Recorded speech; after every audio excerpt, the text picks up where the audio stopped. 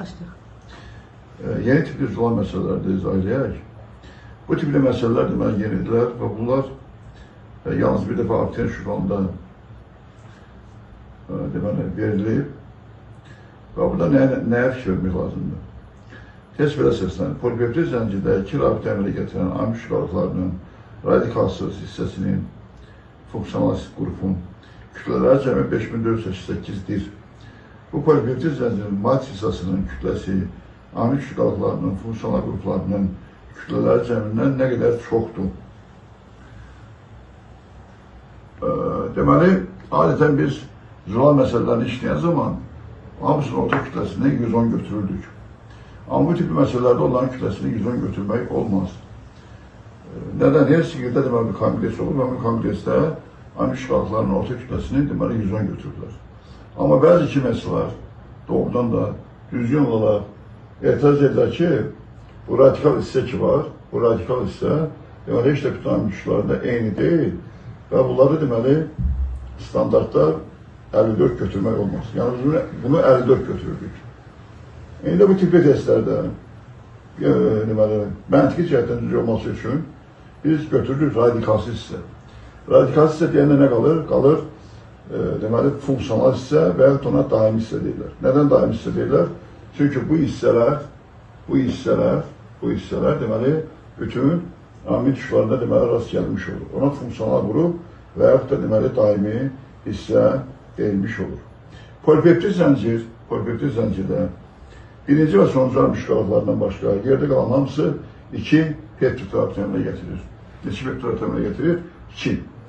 Birinci amil şüqalığı var, burada onun sxematik olaraq quruluşunu göstərirəm. Birinci amil şüqalığı bir peptid rabitəminə gətirir. Nədən? Çünki ondan öncə amil şüqalığı yoxdur. Və onun amil qrupu reaksiyaya girmir, onun yalnız karbosil qrupu reaksiyaya girir. Yəni reaksiyaya girir ikinci amil şüqalığının deməli amil qrupunun haşı ilə.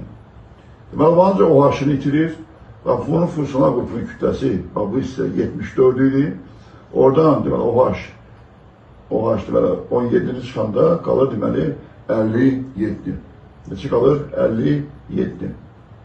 Bəli, birinci amil şüqalığının funksional hissəsinin kütləsi 57-dir. İkinci amil 2 və sona qədər, 2 və sonuncuya qədər, sonuncuda daxil amil şüqalıqlarının həm sağında, həm də solunda amil şüqalıqları olduğuna görə onun amil həm də karbosil qrupu reaksiyaya girir. Nəticədə bu amil şüqalığının radikalsız hissəsindən, yəni funksional qrupundan OH və H qrupları çıxır. OH, bu deməli 18 edir və biz 74-dən, yəni funksional qrupdan 18 çıxanda deməli qalır 56. Deməli, birinci və sonuncudan başqa bütün amil şüqalıqlarının radikalsız hissəsinin kütləsi 56-dır. Və nəhayət sonuncu amil şüqalığına geçsək, sonuncu amil şüqalığından sonra amil şüqalığı olmadığı üçün onun karbosil qrupu olduğu kimi qalır. Ona görə buna karbosil ucu deyirlər. Yeri gəlmişkən birinciyə də amil ucu deyirlər. Nədən? Çünki onun amil ucu reaksiyaya girmir. Nədən girmir? Çünki bundan öncə amil şüqalığı yoxdur. Onun niyə karbosil qrupu reaksiyaya girmir? Çünki bundan sonra da amil şüqalığı yoxdur. Onun yalnız amil qrupu reaksiyaya girir. Funksional qrupun kütləsinin 74 olduğunu nəzərə alsaq, 74-dən bir H çıxarıq qalar 73. Deməli, birinci və sonuncu amil şüqalıqlarının funksional qruplarının kütləsi 73 plus 57 eləyir 130. 73 plus 57 eləyir 130. Bizdə məsələnin şərtində verilən bu 5688 2 peptid rabitəminə gətirən amil şüqalıqlarına aiddir. Və bəyanla qeyd etdiyim kimi onların həm OH, həm də H qrupu reaksiyaya girdiyinə görə oradan ayrılan deməli OH və H qruplar olur. 18 çıxırıq. 5688 bölü 56 edir 98 amil şüqalığı. Hansı amil şüqalıqları? 2 peptid rabitəminə gətirən amil şüqalıqları. Amma bundan zəncir qurtarmadı. Çünki axırıncı və birinci və axırıncı var. Bu onların kütlələr cəmi, bəyanlam dediyim kimi, onların kütlələr cəmi 130-dur. Mən bunu hardan aldım? 73, bura isə 57. Bunları toplayanda edir 130. Ona görə də Belə bu kütlənin üzərinə biz 130 gəlsək, alacağıq deməli polipeptid zəncirdə radikal sistəmin kütlələri cəmi 5818. Məsələn, şərtində matrisiyanı soruşur.